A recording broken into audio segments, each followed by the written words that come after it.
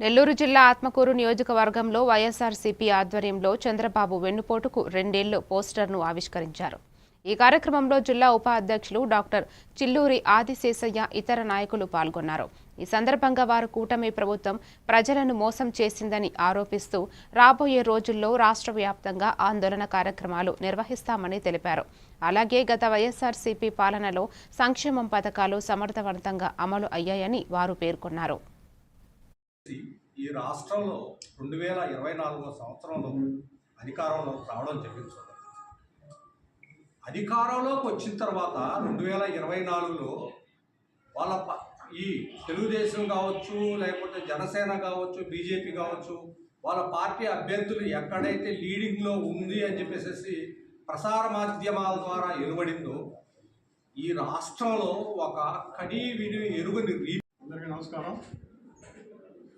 ఈరోజు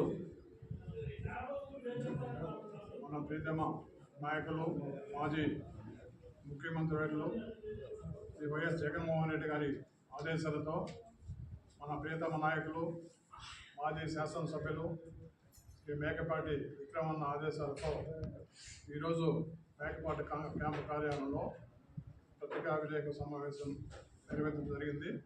ఈ సమావేశాన్ని చేసిన చెప్పండి. అందరికీ నమస్కారం. ఈరోజు వైఎస్ఆర్ కాంగ్రెస్ పార్టీ రాష్ట్ర అధ్యక్షులు మాజీ ముఖ్యమంత్రి వైఎస్ జగన్మోహన్ రెడ్డి గారి ఆదేశాల మేరకు, అలాగే వైఎస్ఆర్ కాంగ్రెస్ పార్టీ జిల్లా అధ్యక్షులు కాకాని గోవర్ధన్ రెడ్డి గారి సిద్దిపేట